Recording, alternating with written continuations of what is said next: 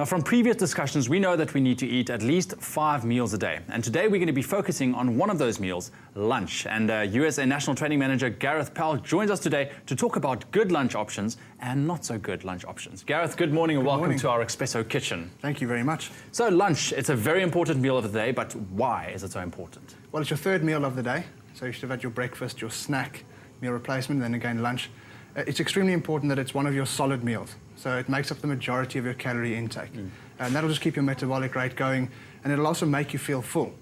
But obviously it's a selection of the right types of food that'll really get you to your goal. All right, perfect. Now, what would be a good time to have lunch? Lunch should obviously be around about 12 till 2, but it all depends on the individual. That 3-hour policy is very, very important. Have a meal or a meal replacement every 3 hours. It's very, very important. All right, so the meal replacement is also a good idea because sometimes our lives are so busy that we just don't have the time to get to lunch. Yes, if you really have to skip your solids, you can take a meal replacement as a substitute to your meal.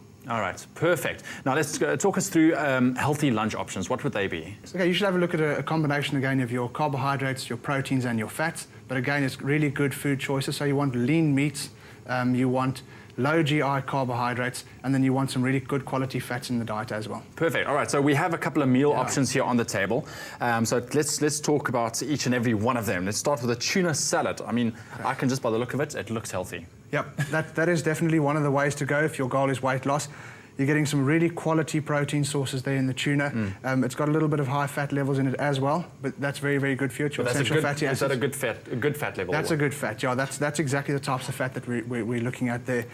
A lot of vegetables and a lot of salad greens in there as well, which is great for the blood acidity. It'll bring that blood acidity level down, and it'll also lower the incidence of disease. Right. Yeah. So is that what the blood acidity actually does? So if you have a high blood acidity, you will actually be prone to more disease. That's correct. Yeah. That's very interesting. So the more greens you get in, the lower that's how you lower your blood acidity level. Okay, what about like if you want to put some salad dressings on there, what can you use? Generally, salad dressing should be avoided.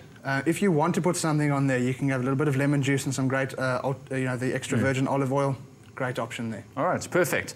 Okay, next to that, we have a burger. Now, I know that sometimes they say burger is not so healthy, but that looks pretty healthy. This is a great option. It's a whole wheat roll. A great option. Yes. Love it. No, great option. It's the whole wheat roll. It's the ostrich burger, which is very, very lean, very little fat in it. And you've got your greens on there as well, but a tomato. That's a fantastic option as a snack. All right, and in terms of dressing for the burger? Try and avoid the mayonnaises and the tomato sauces. Oh, really? Yeah. Anything else you can use? Not really, eh? Not really. So if you want to stay healthy, eat it just like that, but I'm sure it's good just like that as well. Yeah. All right, so let's move on to this little black tin here. Spaghetti bolognese. Well, this is one to be avoided for sure. I would tend to want to avoid this. There's a lot of hidden ingredients in there, a very high fat level. Although it looks good and it's easy to make, it's really not very good for you. So what will happen to you if you eat that, let's say at lunch? Are you going to be hungry very soon afterwards? Or? It's most likely you'll be hungry very, very soon, but it's extremely calorie rich. So you're going to get a lot of calories in that you don't necessarily require, which means your body's going to go into a fat storage mode, and then you're sort of off the track in terms of your dietary intake. Okay, perfect. But okay, I would like to know, because it is quite a nice dish, but when would be a good option to eat that?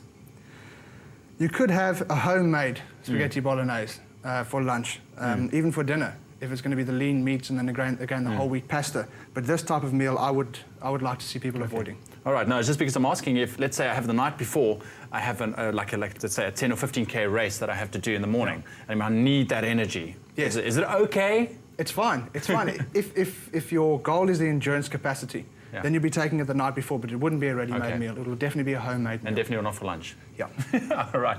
Now, next, let's move on. That's a sandwich over there. It looks like something that I took to school. Yeah, sandwiches. Sandwiches can be good. They can be bad. In this case, is not really a great combination. You should try and opt for the whole wheat breads. Try and go for a white cheese, not a cheddar. Try and go for maybe a mozzarella, something like that. And so that would be a healthier option, just to slap on some whole wheat bread there and some white cheese. Yeah, and then obviously you're missing out quite a bit on protein. So if you want to have some lean ham in there as well, otherwise with it you can just combine a protein shake. Right, perfect. And then this very colourful meal over here, the chicken with the veggies. Talk about that. This is a great option, obviously for the winter as well, where you don't want to really get into the salad. You want the warmer foods. But it's really a good combo. You've got your baby potatoes there, which are lower GI than your bigger potatoes. Great combination of vegetables. And then your chicken breast, which is a perfect protein source. One thing that I would do though is just try and remove that skin. Okay, just for that fat. All right, and the veggie is obviously a very good option. I think that's fried in olive oil as well, or baked in olive oil. Baked in olive oil, which is great fat as well.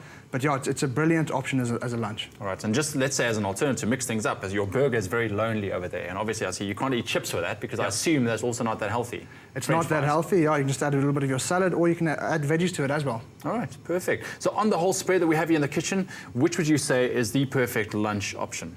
First choice for weight loss, I'd go with the tuna salad.